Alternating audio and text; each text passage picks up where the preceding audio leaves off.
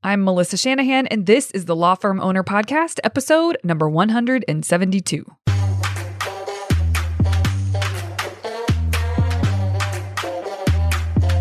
Welcome to the Law Firm Owner Podcast, powered by Velocity Work, for owners who want to grow a firm that gives them the life they want. Get crystal clear on where you're going, take planning seriously, and honor your plan like a pro. This is the work that creates velocity.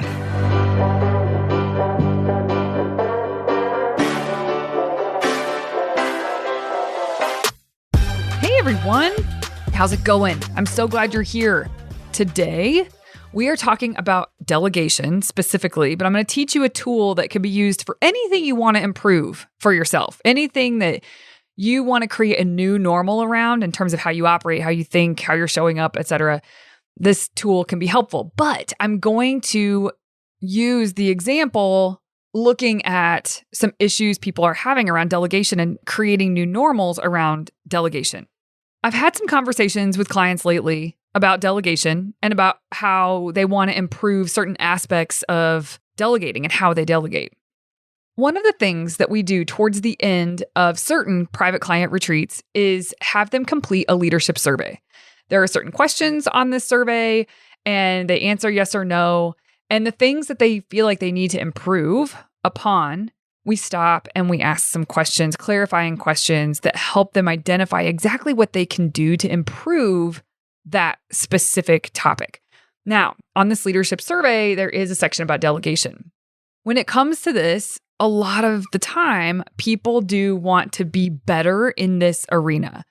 And there was a private client recently who rated themselves a 5 with delegation. And we talked more about it. And this person felt like they used to be really good at delegation and they got themselves to this place of more space, more freedom. But, things have shifted recently and they don't feel like they're as great at it. The focus hasn't been there so that they are as good with delegation as they used to be. And I said, and this is the first question I want all of you to ask yourself, if there's an area that you want to be better, you want to create a new normal in terms of just how you roll, how you operate. This is the first question to ask yourself. How would you rate yourself on a scale of 1 to 10, 10 being no room for improvement? It is perfection. How would you rate yourself on a scale of 1 to 10 within this area? So in this example, within delegation. The answer from the client was a 5. Okay. Next question to ask yourself once you have determined your current score. What would it take so that you could rate yourself a 6 or a 7? What would you need to do so that a 6 or a 7 is what you would score yourself? And with that question, what came back was, well, I need to sit down and just look at everything that's on my plate and pass off the things that don't need to be me. And that is for sure a worthy exercise, especially when you feel like there's a backlog and you need to push the reset button. But when we're talking about creating new normals in terms of behavior, one and done doesn't do it. Creating new normals in terms of behavior and how you operate and how you show up and how you roll, that is active work, day after day after day after day. And so then I asked the question again, okay, so if you do that, which I think you should, sit down and do that work to get a bunch of stuff off your plate. Moving forward, what can you do so that you don't end up here again? What can you do so that next time you ask yourself how you would rate yourself, the answer is a 6 or a 7 instead of a 5? So with a minute or two of thinking, what came back was, I need to have a filter every time something comes in. My natural state of thought is, I need to do this. I need to do this. I need to do this. Like there's an undercurrent of me just piling on what comes through.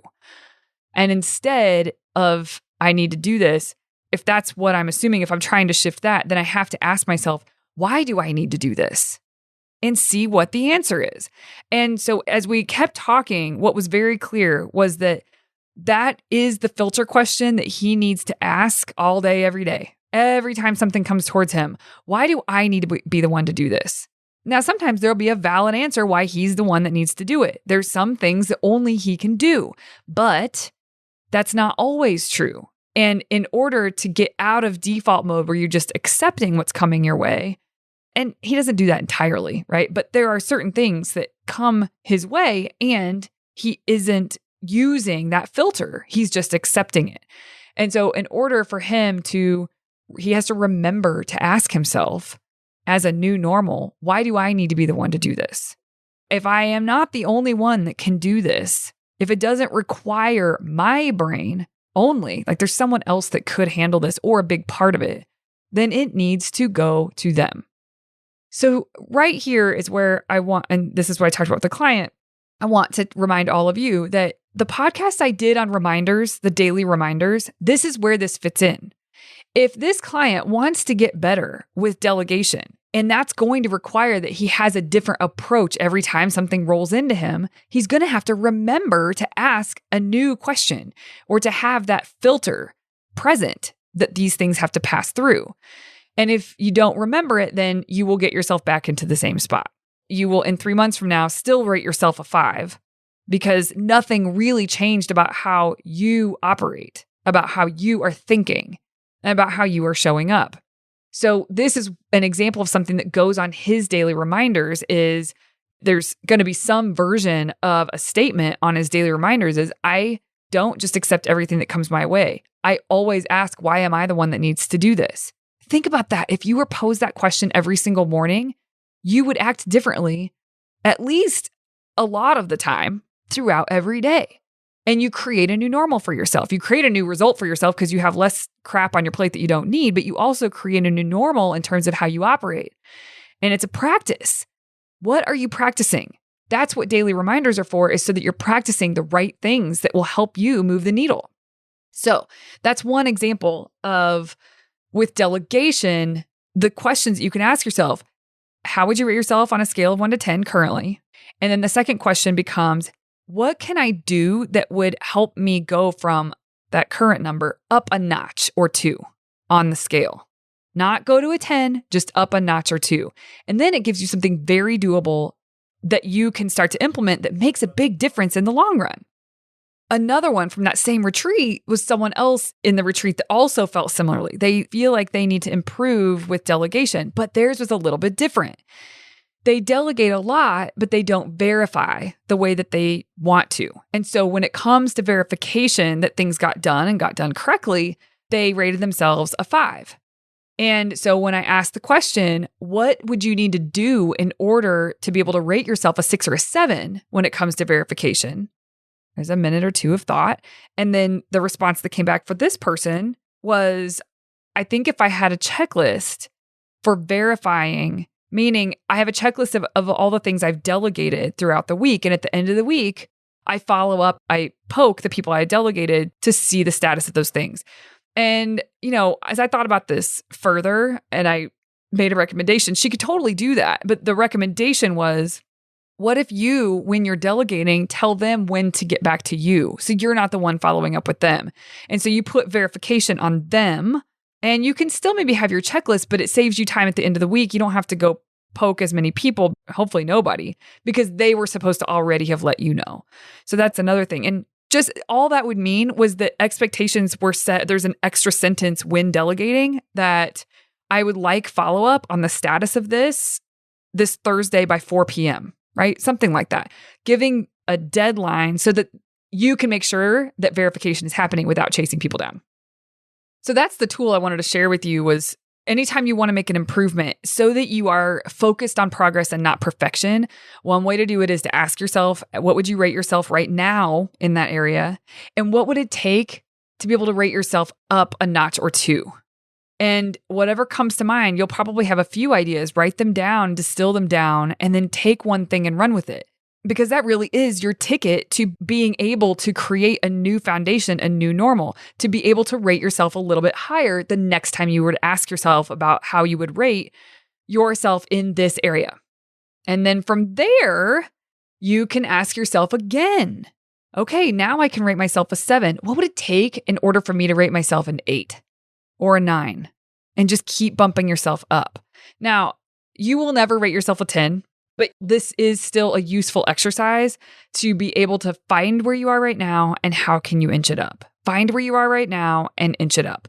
And inching it up is making progress, and you can build on the progress and you create new foundations, new normals that way.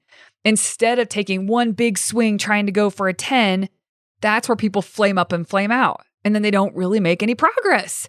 So this is a useful tool. Okay, so I've given you the tool, gave you a couple of examples using delegation, but I want to share a couple of other things that I have been really insightful that came from a client about this topic of delegation and realizations they had for themselves that just the realization alone allows them to extract lessons that they're going to carry forward and handle it differently. So I'm going to share those here with you today because I think you will appreciate it and find it useful. Okay, so one of the lessons was don't shy away from your initial leap required to relieve yourself from the hard work that's not in your lane. And so then we talked about that more because she shies away from the initial leap. I'm like, what is the initial leap? What do you mean by that?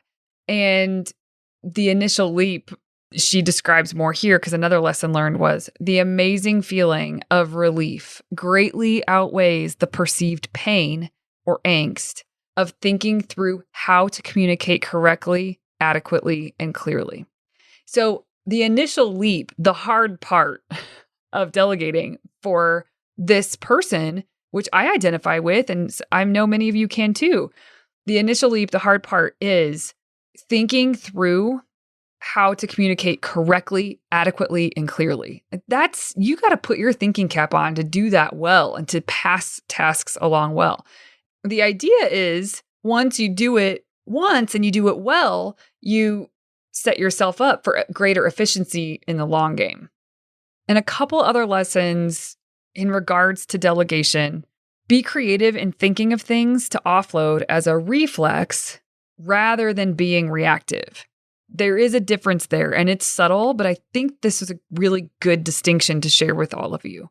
Be creative in thinking of things to offload as a reflex rather than being reactive. This is kind of going back to the example that I gave you at the beginning of this podcast. It was there needs to be a filter, and it's more of a reflex when something gets passed. For example, the reflex that I shared with you earlier, which is like a filter question for this person. The reflex is, why am I the one that needs to do this?